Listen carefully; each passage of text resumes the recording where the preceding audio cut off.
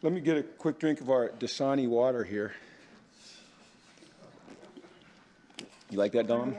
This is Dasani water, official sponsors of UConn Athletics. Be like Nick Saban, put it up here.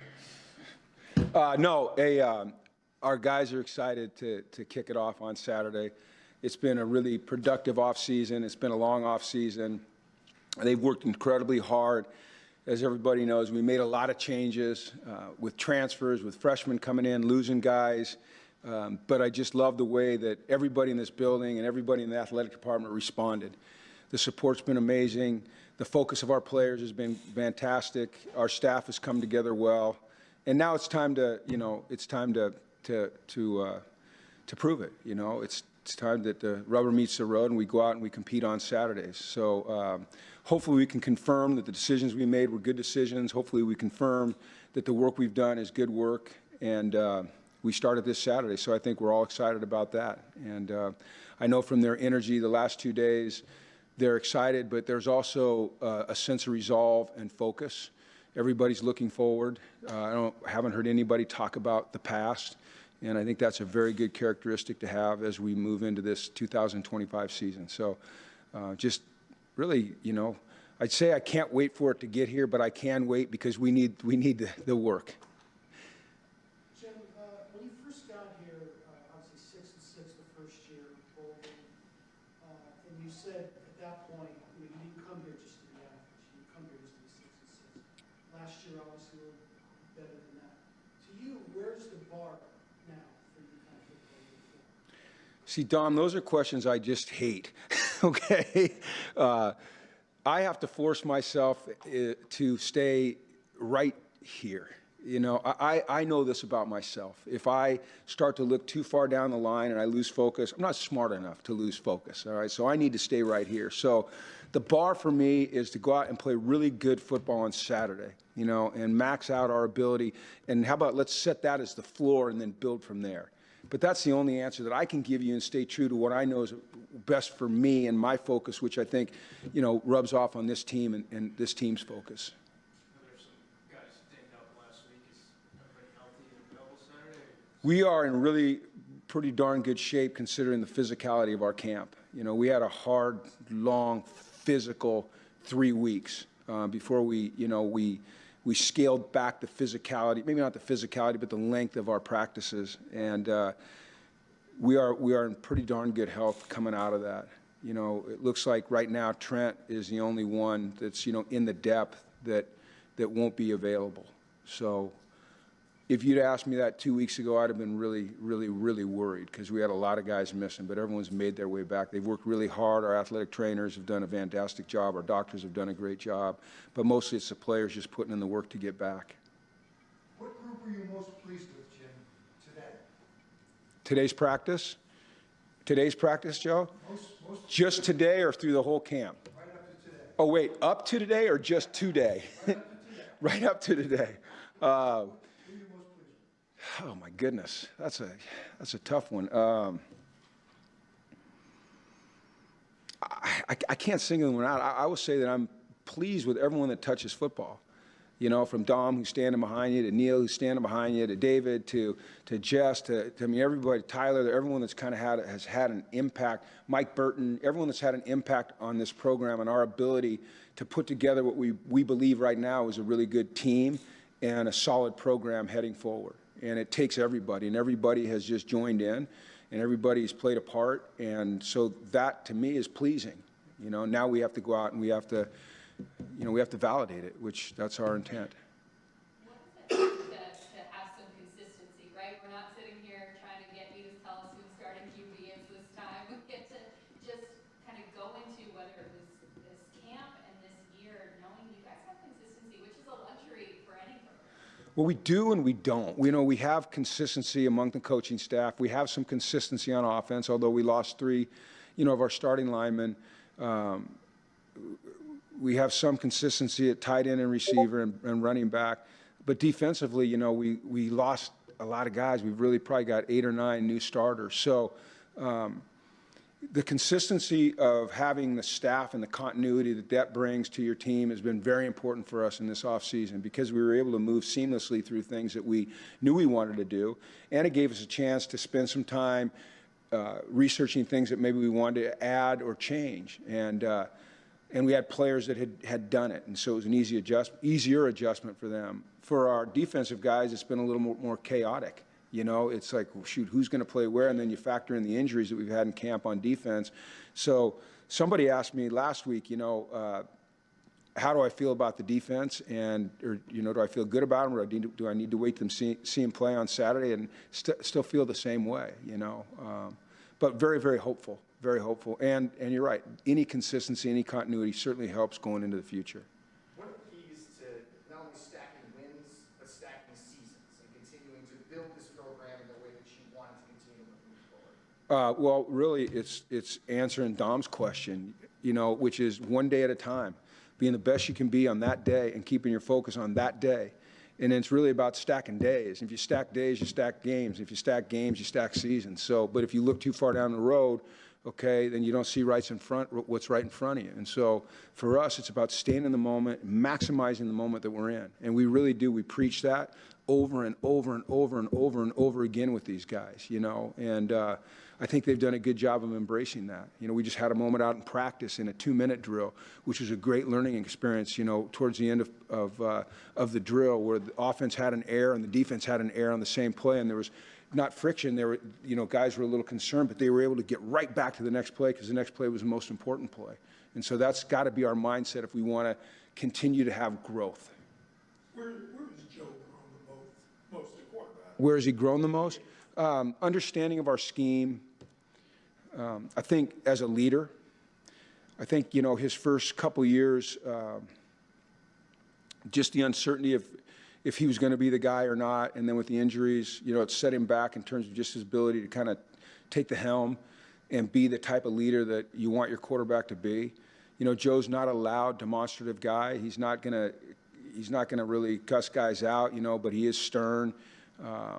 In order to be a good leader, you've got to demonstrate, you know, what the team's about, what the standard is, what the expectations are. You've got to do it all the time, and Joe's doing that. And so I think that, and then, you know, knowing the scheme better gives him more consistency. It makes him a better decision maker. He's got some time now. You know, he's in his 7th year. I think he's working on his doctorate, and you know, he's got some time now that he can really spend on football. And so he's in the offices a lot. He's meeting with Price. He's expanding his knowledge of the game. Jim, from the things that you said and the things that you've talked about, you know, continuity, you also a lot of your players that you've coached are still here and, you know, beginning coaching careers. Is the culture here what you want?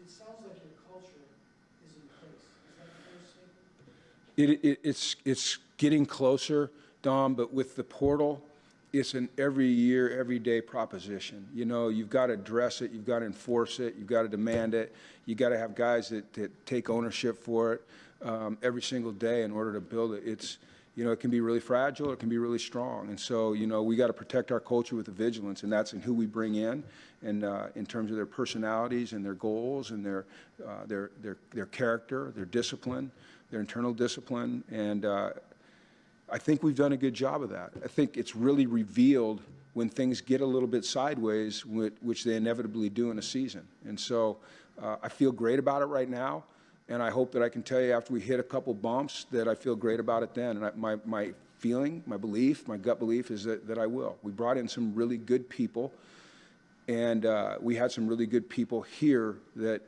had embraced who we want to be culturally. Jim, thoughts on Central and the Howard kid running back? Well, he's a really good running back, rushed for over 1,000 yards last year. They've kind of got a 3-headed deal going at running back, 3 really good running backs. You know, I've been very impressed with their defense. I think they were 5th in the country in takeaways last year. They play hard, they play physical, they play through the echo of the whistle. So they're an opportunistic defense. You know, in a game like this where you haven't seen a team for a while, where it's the first game of the season, you know you're going to get some unscouted looks, things that you haven't prepared for. The most important thing you can do is execute and do what you're supposed to do. Follow your rules through situations that are through looks that you have not seen before, and really play with aggression and execute. And so our focus, yeah, we're preparing for CCSU, but the important thing is that we play to our standard. Donovan Branch is one of the guys who has experience with you in this defense. What do you like about him? What does he bring to the defense? I like the fact that he's played a lot of football here. He's a 268, 270-pound man who can move quickly and fast. He's smart. He's versatile. He can rush the passer. He can play the run. We've asked him to drop into coverage in this system, and he's done a really nice job of that. He's become very dependable. He's one of those guys, kind of like Joe, that he leads by example. Doesn't say a lot, but he goes out and he demonstrates it. So when you're sitting in here as a defense and you're watching the film, and Coach Brock is standing over here, he's talking about what it's supposed to look like. You can look at Donovan and say that's what it's supposed to look like. I hope that he's able to make a breakthrough this year in terms of his ability to get to the passer and rush the passer. I think having Ben Smiley opposite him will help, because Ben can really get after the passer. He's a good pass rusher. So hopefully, that helps Donovan a little bit develop in that situation, in that aspect. Is the heart of this defense your defensive back group because there's so much experience there, or have other guys just risen up? Guys have risen up, like Umar, number 32. He quietly has just become a really good football player. Came from the Bronx. We found him kind of playing football on a playground in high school. Didn't have very much film, but he had some characteristics, some traits that we liked, and he's become a good player. He'll start for us at inside linebacker. Bringing in Taekwon or Taekwon, that's really helped. Taekwon, I get him in Taekwon. He's really helped us. Having Damon back, for his fourth year, that's helped. Malachi, that's helped.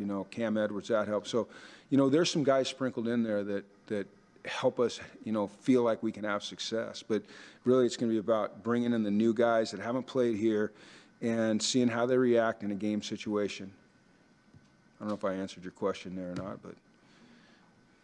CCSU, obviously very successful FCS school historically. Just what do you hope Saturday is as a celebration of Connecticut football? What do you hope Connecticut's got a chip on their shoulder across the board, so to have two Connecticut schools? I tell you what, I mean, I don't want to sound like I'm trying to duck your question, but I don't think about that. I think about this football team right here, and that's it. And I think that's the best thing for me to do.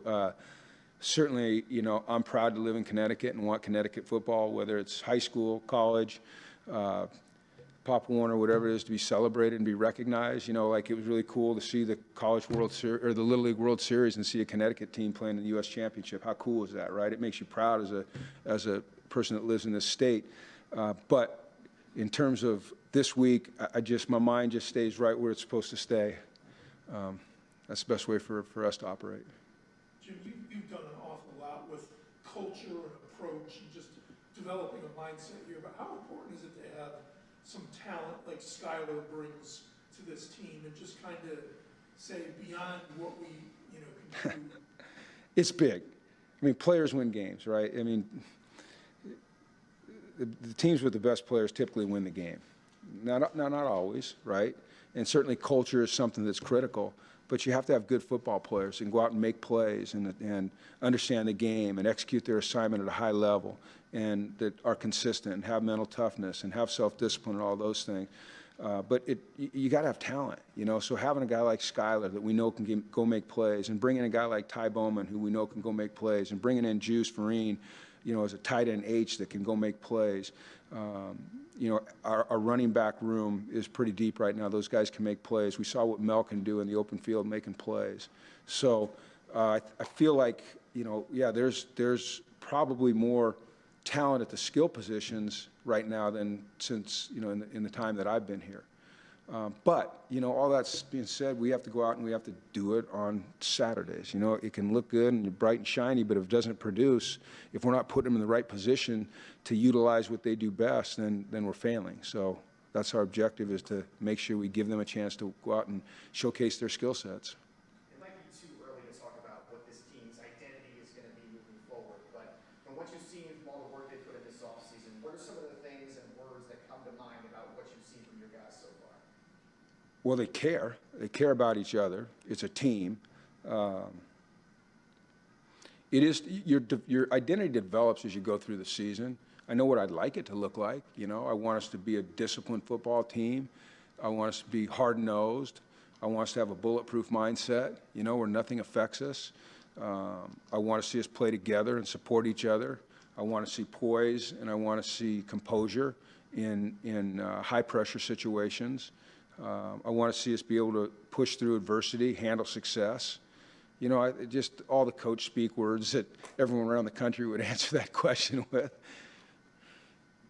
Does the offseason fly by faster with the portal and everything you have to do right afterward? It goes fast. Yeah, I mean, it does. It's you know, it's a never-ending cycle with 2 portal periods. And, you know, I was looking at the calendar and just going back and looking at the portal period and what it's going to be next year and how it carries right through Christmas and those things. And so, yeah, there's a lot of things going on now in the off season. You didn't used to have to worry about the portal. It was high school recruiting. So things have changed, and the off season calendar's changed a little bit. And with some of the proposals that are out there, it might even change more. So we just have to be flexible and adjust as things happen and do the best we can. Which we have a good staff. You know, our staff, they like to work, and you know, they're never looking to get out of work. I can promise you that. It's important to them. Coach, can you talk about what Umar Diamante has been able to show you as one of the key linebackers for you at camp? Who? Umar Diamante? Yeah, I talked about Umar earlier. Oh, sorry. Yeah, no, so Umar is a kid from the Bronx. Found him, you know, we got some film of him on a playground in the Bronx. It was really kind of hard film, but Sariki went down and saw him and just fit the profile. He's a very serious young man, and came in and he was really good on scout team his first year. Last year got some time on special teams, and this year's kind of assumed a role in our defense as a starting linebacker. And he's, you know, he's a 6'1", 235, 40-pound guy who's really important too. He's smart, he's physical, he's tough. He's kind of stoic, you know. He's really kind of fits the stereotype of what an inside linebacker looks like. So we're excited about him. This will be his first start, his first real, you know, big-time game action. It doesn't seem like it's too big for him. It seems like he's really focused and ready. He's prepared hard all off season. He's prepared really well the first 2 days. So I expect him to go out and play well. All right, thanks. You guys have a great day. Appreciate it.